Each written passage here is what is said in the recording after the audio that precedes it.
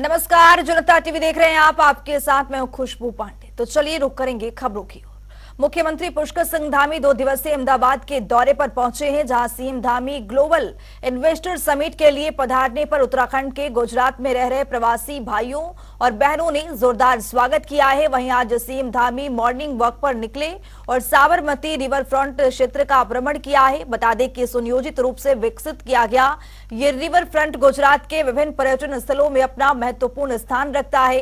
इस दौरान मुख्यमंत्री पुष्कर सिंह धामी ने स्थानीय लोगों से बातचीत कर गुजरात के विकास पर उनके विचार एवं अनुभव को सुना और उन्हें देवभूमि उत्तराखंड आने के लिए आमंत्रित भी किया।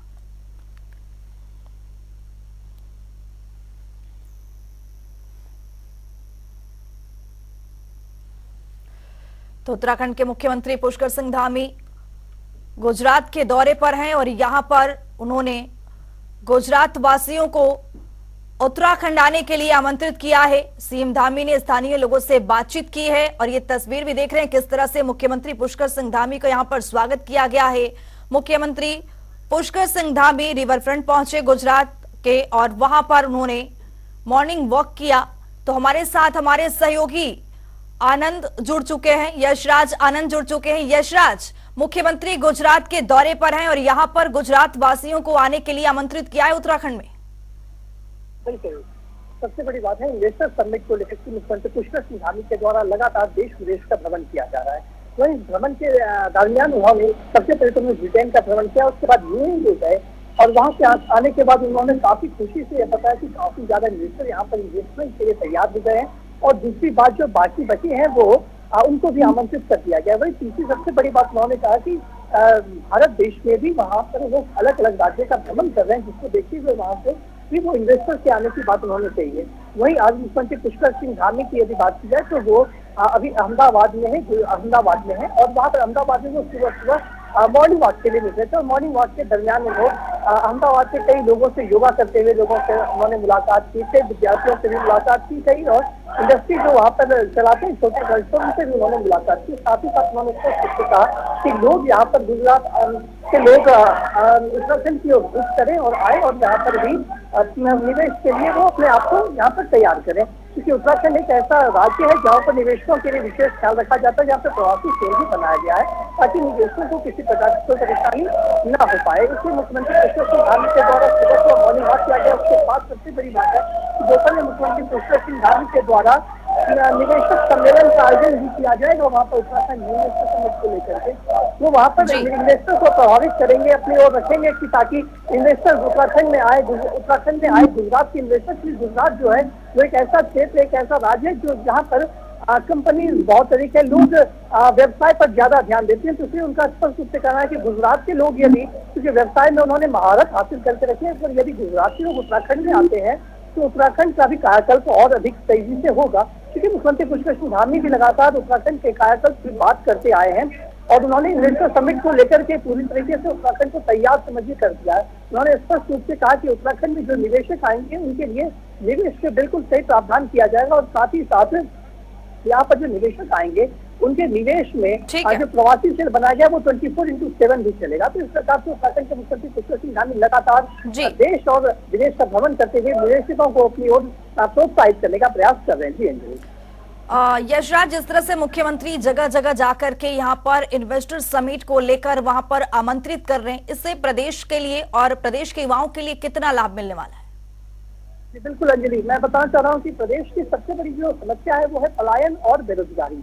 क्योंकि पलायन इसलिए होती है कि पहाड़ी क्षेत्रों में रोजगार की संभावनाएं बहुत कम है। पहाड़ी क्षेत्रों में पहाड़ की रूपरेखा ऐसी होती है कि वहाँ पर रोजगार मुश्किल से ही मिल पाता है, क्योंकि पहाड़ी क्षेत्रों में क्या होता है यदि बात की जाए कृषि की भी तो कृषि भी लगातार खेती नहीं होती, सीढ़ीनुमा खेती की जाती है। तो सीढ़ीनुमा खेती के कारण वहाँ पर खेती भी काफी कम होती है और पहाड़ी क्षेत्रों में रोजगार की काफी कमी होती है, क्योंकि पहाड़ी क्षेत्र से लोग मैदानी इलाकों में चले जाते हैं, अन्य कई राज्यों में पलायन करते हैं, जिस कारण से वहाँ रोजगार की कमी। और दूसरी सबसे बड़ी बात है कमी के कारण होने का कारण इंडस्ट्री का नहीं होना।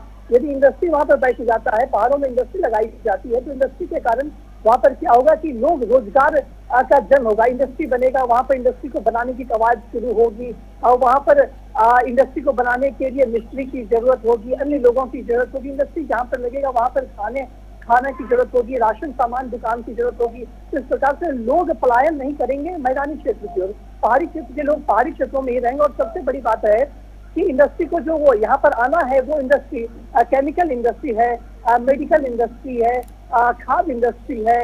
इस तरीके से अनेक इंडस्ट्री आएंगे जो अपने आप में एक बहुत बड़ा इंडस्ट्री है, जो छोटी मोटी इंडस्ट्री नहीं है। वो जब यहाँ पर आएंगे तो करीब हजारों लाखों युवाओं को रोजगार मिलेगा। तो मुख्यमंत्री पुष्कर सिंह धामी स्पष्ट रूप से देख रहे हैं कि यहाँ की जो मुख्य समस्या पलायन समस्या है, ये पलायन की समस्या को तभी निजात दिलाया जा सकता है जब यहाँ पर प्राइवेट कंपनीज फॉर्म्स आए और अपनी कंपनी स्थापित करें। क्योंकि सरकारी नौकरी की यदि बात की जाए तो सभी को सरकारी नौकरी दे पाना सक्षम सरकार भी नहीं है। और ये जरूरी नहीं है कि जो सरकार जिस तरीके से आवेदन मांगती है सभी विद्यार्थी उस पर परख कर खार ही करके उतर पाए। तो इसलिए प्राइवेट कंपनीज का भी अपना एक महत्व। और प्राइवेट कंपनी जब आती है तो कई प्रकार से रोजगार का बढ़ावा मिलता है, क्योंकि कई डिपार्टमेंट उनकी कंपनियों में होता है। तो इस प्रकार से लोगों को रोजगार बड़े से बड़े लेवल से लेकर के छोटे से छोटे लेवल के रोजगार लोगों को मिलते हैं। जी ठीक है, बहुत शुक्रिया यश राजन हम तमाम जानकारी साझा करने के लिए। तो 2 दिवसीय गुजरात के दौरे पर है मुख्यमंत्री पुष्कर सिंह धामी और यहाँ पर इन्वेस्टर समिट को लेकर लगातार लोगों को यहाँ पर जागरूक करते नजर आ रहे हैं। तो चलिए खबरों में आगे बढ़ेंगे। हल्द्वानी के अंतर्राष्ट्रीय स्टेडियम गोलपार में राज्यपाल लेफ्टिनेंट जनरल गुरमीत सिंह और खेल मंत्री रेखा आर्य ने खेल महाकुंभ का शुभारंभ किया है।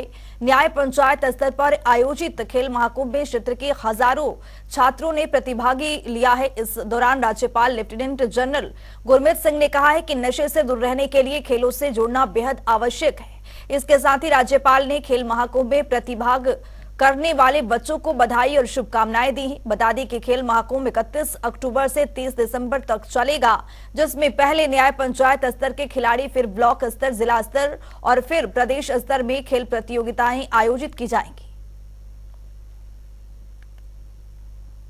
बड़ी जो चुनौती है वो है कि हम अपने युवाओं को किस प्रकार से एक ठीक मार्ग और दिशा दें। हमारा पूरे दुनिया के अंदर में जो हमारी यूथ पावर है ना, वो सबसे बिल्कुल अलग है। पूरी दुनिया एक तरफ उनकी एज होती जा रही है, और लेकिन भारत का जो युवा है और भारत के जो बेटे और बेटियां हैं, उनका नंबर ही अपने आप में बहुत विशाल है। मैं इनके बलबूते के ऊपर में और जो आज दिखा है मुझे, वो कह सकता हूं कि भारत को विकसित राष्ट्र और विश्व गुरु होने से कोई नहीं रोक सकता है। देखिए, आज अपने आप में एक ऐतिहासिक दिन है। आज राष्ट्रीय एकता दिवस भी है और सरदार वल्लभ भाई पटेल जी का जन्म दिवस हम उसी रूप में मनाते भी हैं। तो आज के इस विशेष दिन में आज खेल महाकुंभ का शुभारंभ किया गया है। और उस खेल महाकुंभ का शुभारंभ बिल्कुल जो न्याय पंचायत स्तर पर जो सरकार का संकल्प है कि गाँव का एक एक बच्चा जो खेल में रुचि रखता है तो उसको अवसर प्रदान हम लोग कर सकें। उत्तराखंड के मंत्री सतपाल महाराज छत्तीसगढ़ के दौरे पर हैं। वहीं मंत्री सतपाल महाराज ने रायपुर में प्रेस कॉन्फ्रेंस की है और प्रेस कॉन्फ्रेंस के दौरान क्या कुछ कहा है, आइए आपको सुनाते हैं।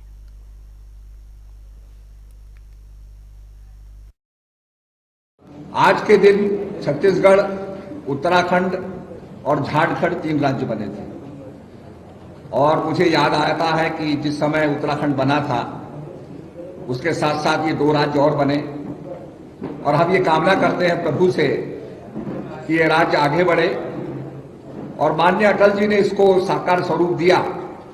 वो जानते थे कि छत्तीसगढ़ में उनकी सरकार नहीं बनेगी, फिर भी उन्होंने राज्य के निर्माण में कोई बाधा नहीं रखी, इसको तेज गति से किया। संसद में ये साधारण बिल पास हुआ और छत्तीसगढ़, झारखंड और उत्तराखंड तीनों राज्य के रूप में परिवर्तित हुए। इसके साथ साथ उत्तराखंड छत्तीसगढ़ के बड़े संबंध रहे हैं। उत्तराखंड में भगवान विष्णु का मंदिर बद्रीनाथ जी, छत्तीसगढ़ में शिवरी नारायण का मंदिर है। विष्णु की ये स्थली रहा है, पूजा स्थली रहा है। और निश्चित रूप में भविष्य में हम लोग उत्तराखंड, उत्तर प्रदेश और छत्तीसगढ़ को रामायण सर्किट के रूप में आगे बढ़ाएं। और मैं बहुत अनुग्रहित हूं कि आपने हमारे देश को वैक्सीन दी।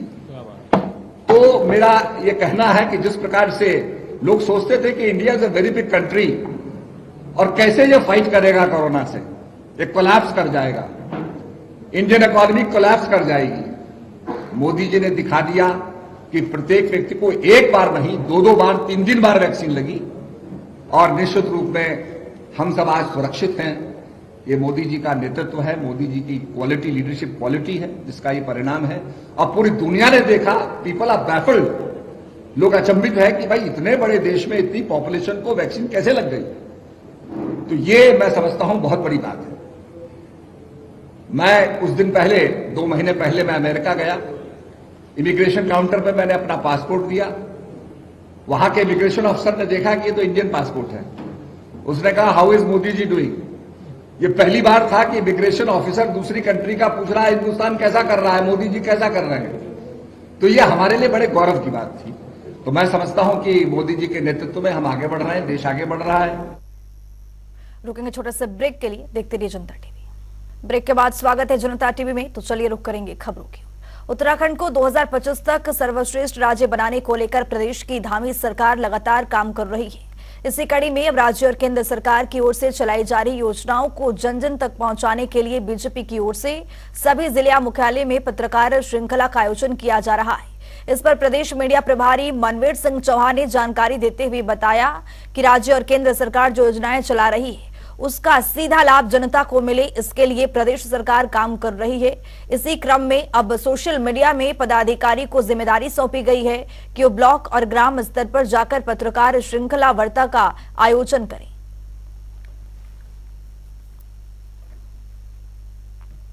हमारे प्रदेश के यशस्वी मुख्यमंत्री माननीय पुष्कर सिंह धामी जी ने जो प्रदेश के विकास के लिए और प्रदेश को 2025 तक देश का सर्वश्रेष्ठ राज्य बनाने का जो विजन दिया है, उस और उनके कदम आगे बढ़ रहे हैं निरंतर। और आदरणीय प्रधानमंत्री नरेंद्र भाई मोदी जी का जो निरंतर प्रदेश को आशीर्वाद मिल रहा है विकास की दृष्टि से, हर क्षेत्र में प्रदेश का चौमुखी विकास हो रहा है, उसको लेकर के हमारे भारतीय जनता पार्टी मीडिया विभाग के द्वारा सभी जनपद मुख्यालयों पर पत्रकार श्रृंखला का आयोजन किया गया है, जिसमें हम अपने प्रदेश सरकार की जो हमारी महत्वाकांक्षी योजनाएं हैं, हमारे केंद्र सरकार की जो महत्वाकांक्षी योजनाएं हैं, उनको जन जन तक पहुंचाने के लिए पत्रकार वार्ताएं करेंगे।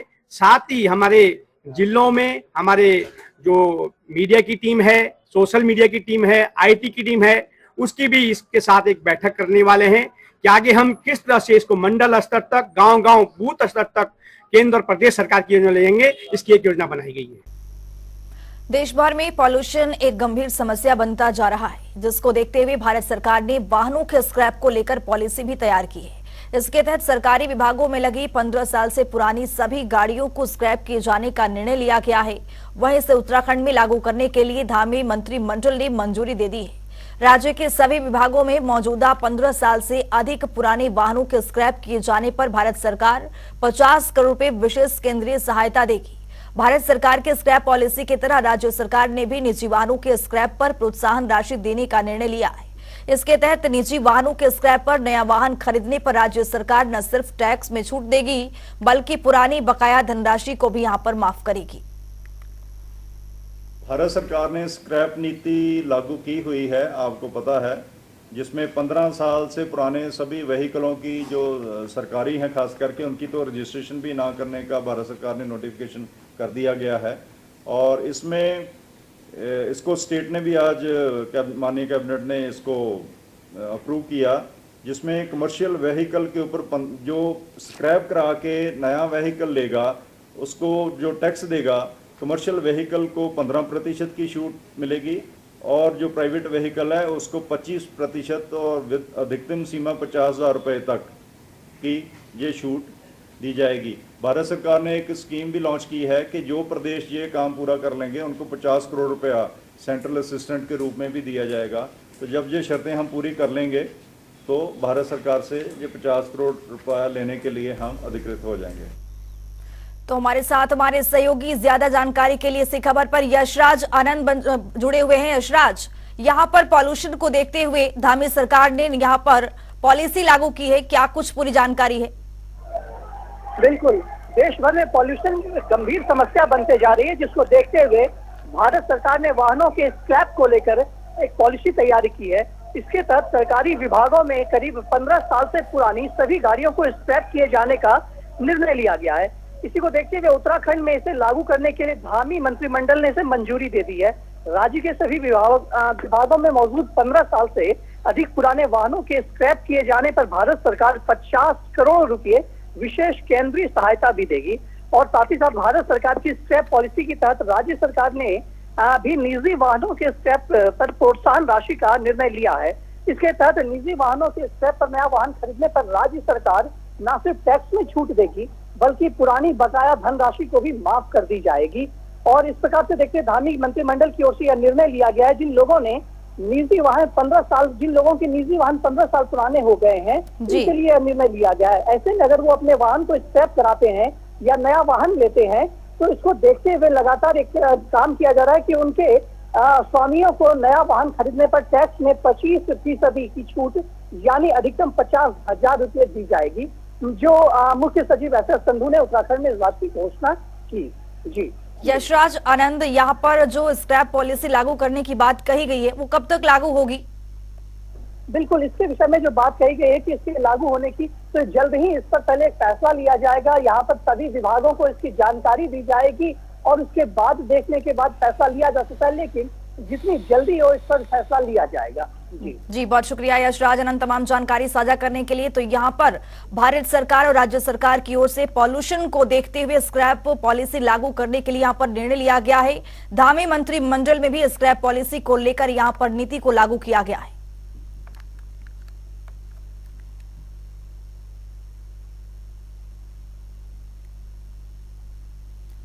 तो 15 साल से पुरानी सभी गाड़ियों को स्क्रैपिंग होगी। 15 साल पुरानी गाड़ियों को लेकर यहां पर भारत सरकार पूरी तरह से चुस्त दुरुस्त है। तो राजधानी देहरादून में स्थित डीएवी पीजी कॉलेज के प्राचार्य की आरके जैन ने अपने पद से इस्तीफा दे दिया है। इस इस्तीफे के बाद से लगातार चर्चाएं गर्म हो रही थी कि आखिरकार अचानक इस्तीफे देने का मतलब क्या है। वहीं पूर्व प्राचार्य के आर जैन ने बताया है कि कुछ महीने पहले ही इस्तीफे देने का सोच लिया था और कॉलेज प्रशासन को इसकी जानकारी भी दे दी गई थी। आगे उन्होंने कहा है कि प्राचार्य के पद पर रहते हुए कॉलेज में लगातार क्लास ले रहा था। आगे उन्होंने क्या कुछ कहा है, सुनिए जरा।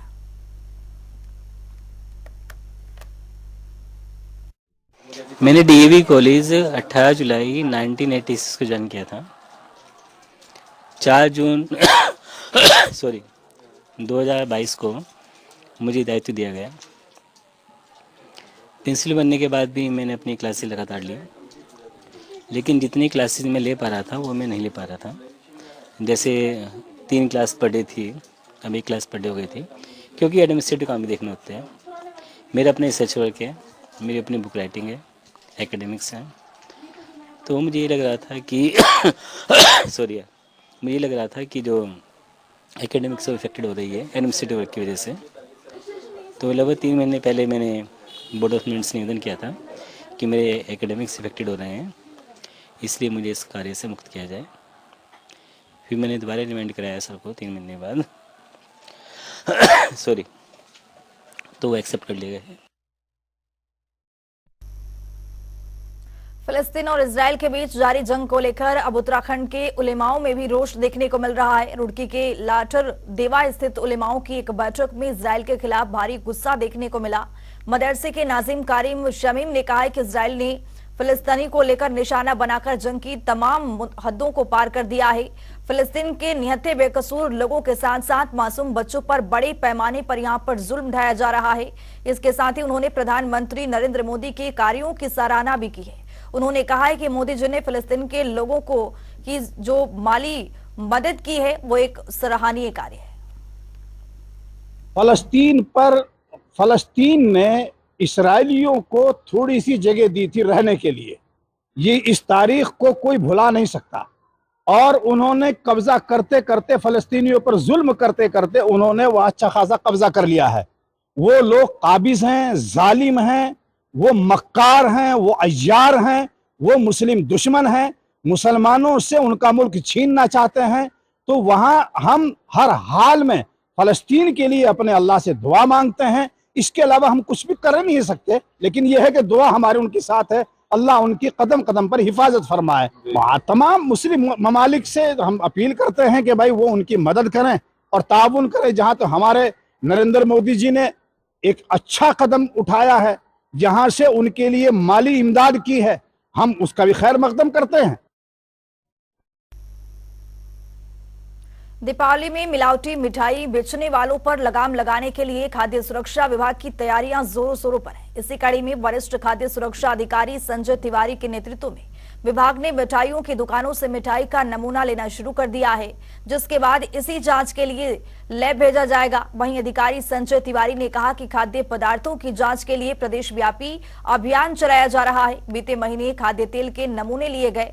इसके साथ ही चेकिंग के दौरान मिठाई विक्रेताओं के साथ अन्य खाद्य पदार्थ बेचने वाले दुकानदारों को ताजा और शुद्ध खाद्य पदार्थ की बेचने की सलाह दी गई है।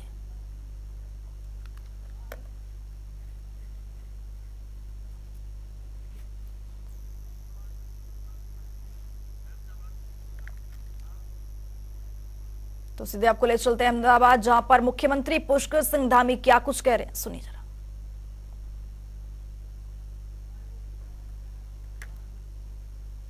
And housing. Let's give them a big round of applause, people.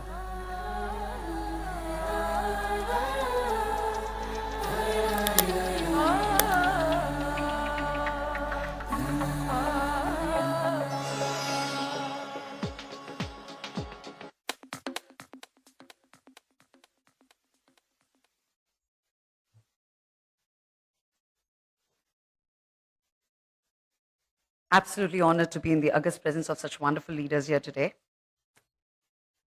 Let's talk about Uttarakhand.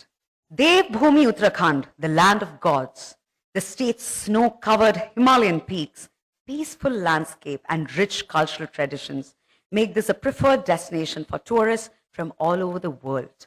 Government of Uttarakhand is working towards the Global Investors Summit that is to be organized on the 8th and 9th of December 2023. Uttarakhand is one of the fastest growing states in India with an advantageous location and proximity to the New Delhi and NCR. The state has abundant natural resources and a skilled workforce. We are a young state and we have been able to house several leading brands like Mahindra, Nestle, Tata, Patanjali, and so on. Not many know that we are the leading manufacturing hub in India and hold great potential across sectors like pharmaceuticals, auto component manufacturing, health and wellness, education, real estate, and more. Over the next few hours, we will be exploring the endless opportunities that Devbhoomi Uttarakhand has to offer. Today, we have assembled here to make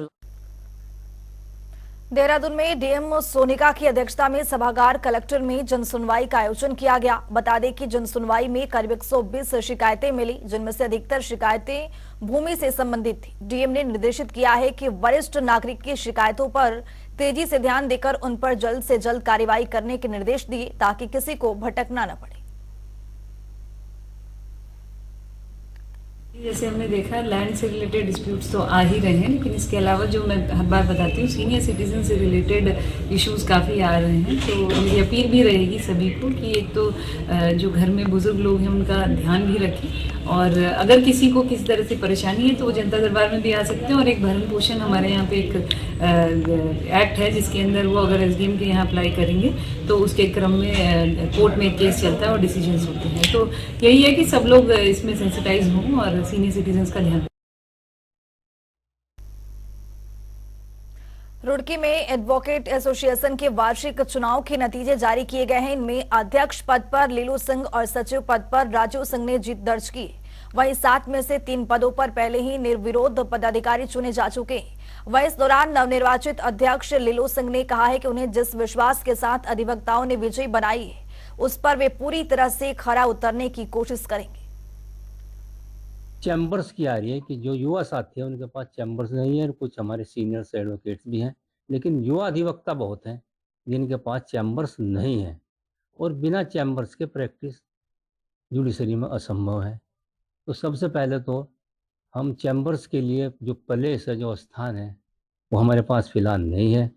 हम high court में माननीय न्यायमूर्ति जी को बुला करके और उस जगह को, जहाँ भी हमें जगह मिलेगी, जगह है, और वो जगह जैसे एक बार हमें अलॉटमेंट उसका हो गया, लीज हो गई, तो उसके बाद हम देखते हैं कि इसमें 200, 250 जितने भी चैम्बर्स बन सकते हैं उन हम चैम्बर्स को बनवाएंगे। इस बुलेटिन में मेरे साथ इतना ही। नमस्कार।